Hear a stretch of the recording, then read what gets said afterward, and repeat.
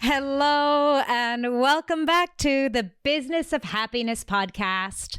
Hello, my friends. I'm Dr. Tarryn MacCarthy, and today is going to be a phenomenal day.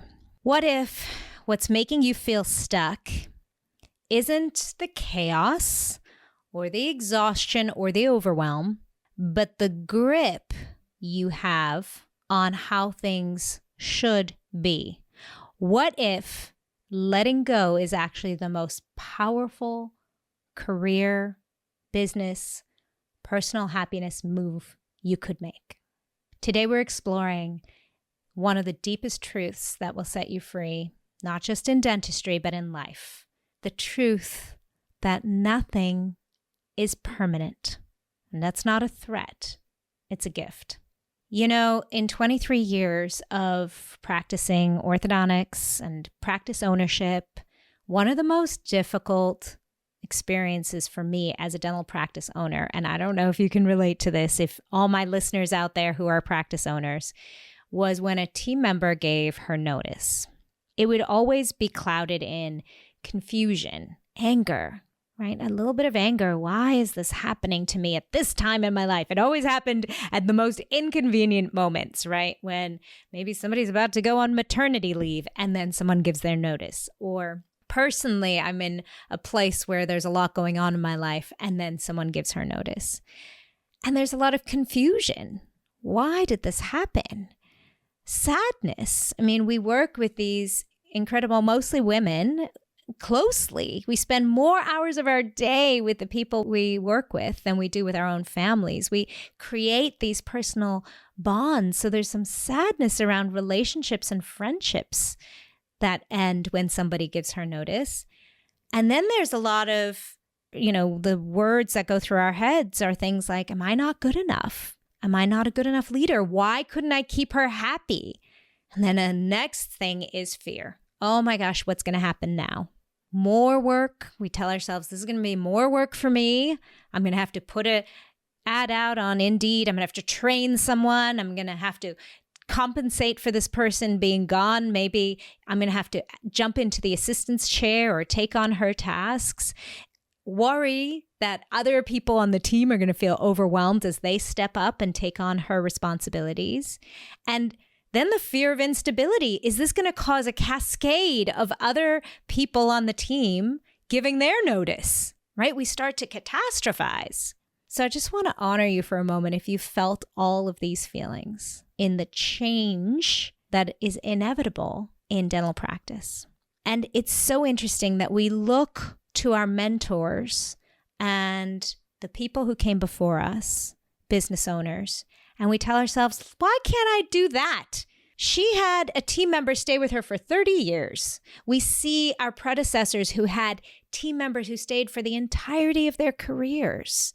And we think, well, that's what I want. That's the paradigm that I was imagining when I purchased a practice, when I started this practice, was that I'd have this team that stuck with me forever. And if I was just a good enough leader and I could just give them enough value and make the work environment wonderful enough that they would stay with me and I wouldn't have the stress of people leaving. And I just want to offer you this. The paradigm has changed. Things are shifting and evolving. And this is a good thing. It can be blamed on many things. We can find reasons for it. This generation thinks differently. The economy, XYZ, generational focus and values have changed.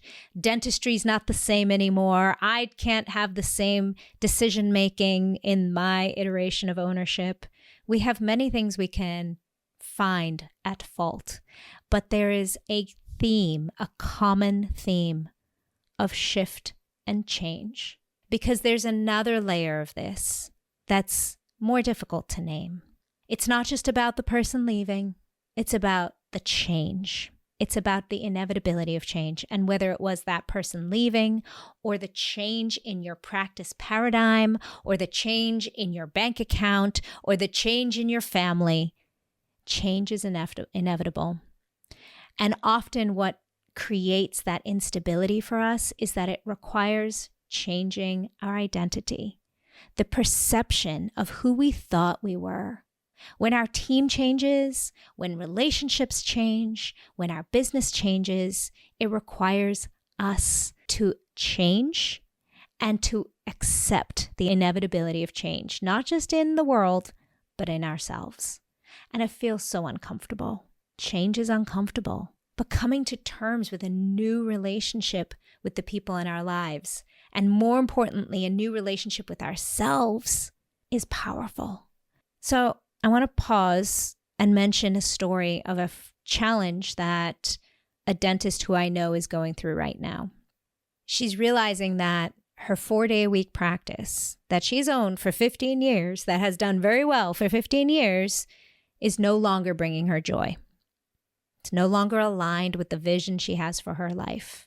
And maybe you're seeing this reflected in your own situation. Maybe what you've been doing up until now worked really well, got you a lot of success, but now it doesn't feel aligned anymore for whatever reason in your life. And this relationship, if you will, in this woman's life, this relationship with her business, with who she's seen herself as being for the last 15 years, is shifting. She's known on some level for a few years now, but it's beginning to get more and more uncomfortable. That working 4 days a week as a dentist, as a business owner, just isn't for her anymore. And holding on to what used to be, holding on to that previous version of herself that she once created, is becoming so uncomfortable. And just like relationships, our practices, our careers, our own self-image is meant to evolve. Sometimes it's even meant to end in order for it to be reborn. That team member who's leaving is opening up a window and an opportunity for a whole new team member to come in. And we know that on an intellectual basis. We know, we can understand, okay, this team member leaving means there's a void in the practice where we can get fresh energy, new insight, new expertise. I can be more clear in the training and in the job description for this person. I can introduce new technology. There's a lot of hope. I can live on the other side of change. We can look to nature as a resource for this. In nature, nothing stays the same. And it's in fact that very foundation of change that allows nature to thrive. If you think about a tree, it lets go of its leaves in the fall. I mean, all that beautiful fruit and hard work that it's worked towards all spring and all summer, and feeding and nourishing and receiving from the leaves. Remember, the leaves are not just something the tree accomplished. The leaves are offering photosynthesis and fueling that tree. It needs the leaves. And yet, when the fall comes and it loses those leaves, it trusts the process, doesn't mourn them. It trusts the winter. It trusts the cycle, because in every death in nature, there is also a birth. We see that in massive scales with forest fires, the destruction, the terror, the loss of life. And from those ashes, we get even richer soil, and we get new seedlings and new species that couldn't thrive before. And sometimes we focus so hard on keeping things the same. We see this in monoculture crops, where keeping the same crop of the soil over and over and over actually destroys the soil and makes it infertile. But when we allow for evolution, for change, for destruction, it refuels the soil.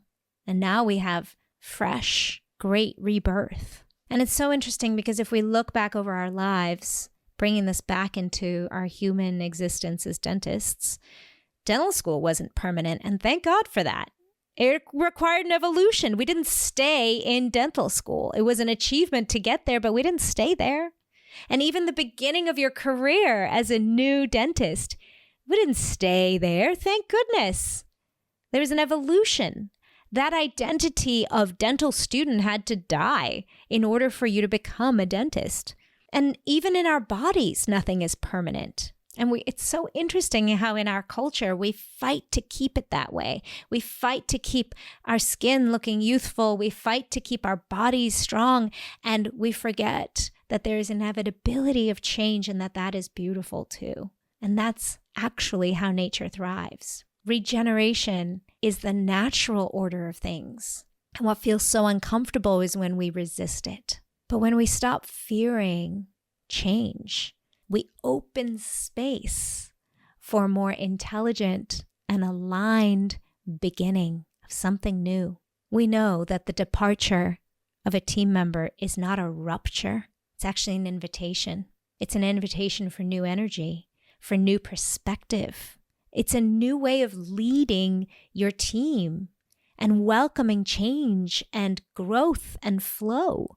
And what if this team member leaving not only opens the door to a new team member joining, but actually allows you to see ownership from a place of change and fluidity and being able to pivot and maybe putting in new practices in your practice that you didn't think you needed, that your predecessor didn't need because he or she had 30-year team members. And actually you now get to learn how to cross-train or how to set up a system in your practice where you're constantly interviewing new people and maybe even hiring additional people that more than the numbers you thought you needed. And now that was a resource for abundance. And if somebody got pregnant, we celebrated her pregnancy and her maternity leave. And if somebody was sick or needed to take care of her mom, it didn't impact you as deeply because you have an abundance of team members.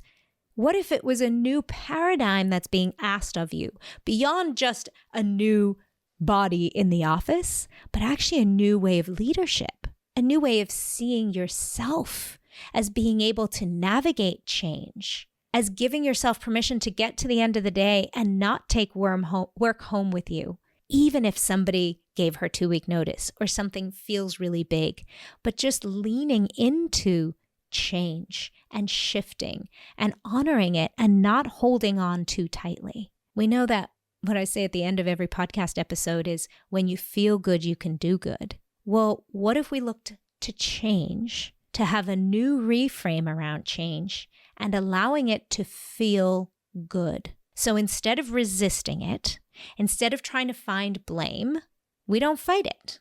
We actually lean into it and allow for it. Look, when someone gives her notice, I've done this before too, by the way, and please let me just honor you if this has been your story. But in the past, I have tried to keep her. I have had interviews especially with incredible team members who were really valuable on the team, or maybe it was a very sensitive time in my life. And I thought, I just can't handle one more thing. I have gone back to her and said, listen, what do you need? I'll give you a raise. I'll give you more time off. What do you need? And all I was doing was fighting the inevitable.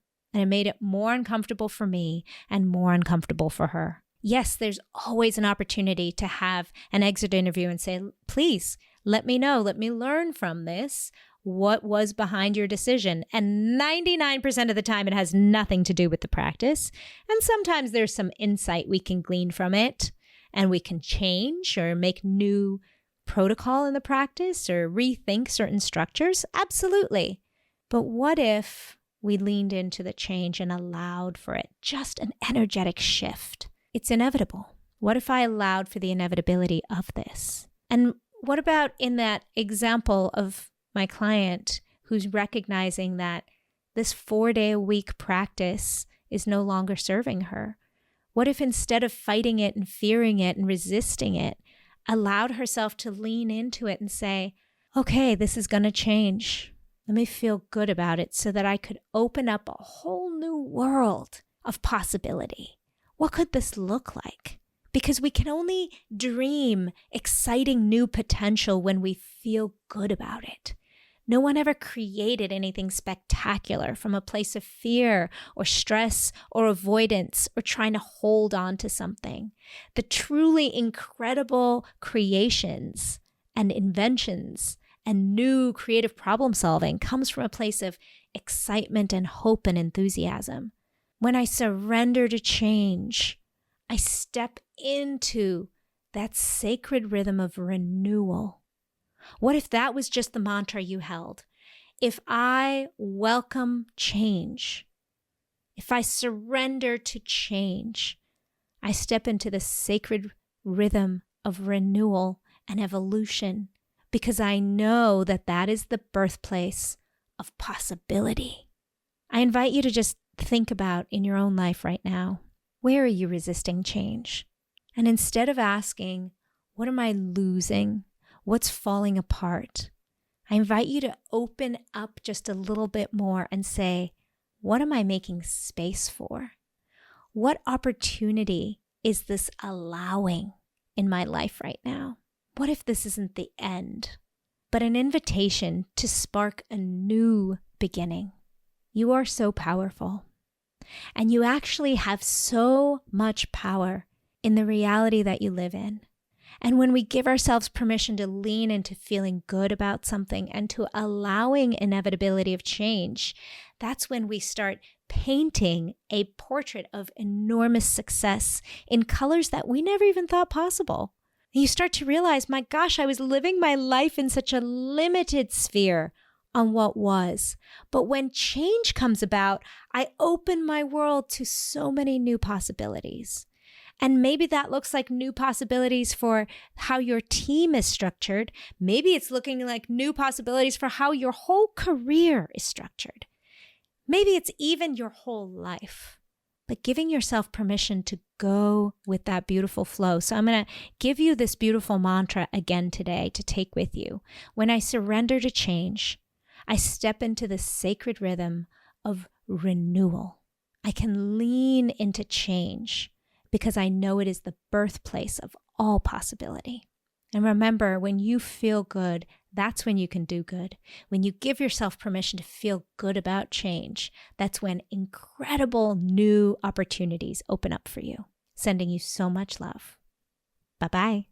Thank you for listening to the Business of Happiness podcast.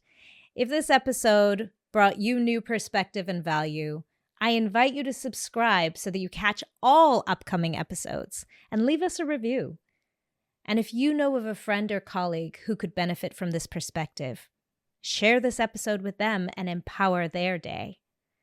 For more information about the Business of Happiness and the Radical Happiness for Practitioners course, find me on www.thebizofhappiness.com. See you there.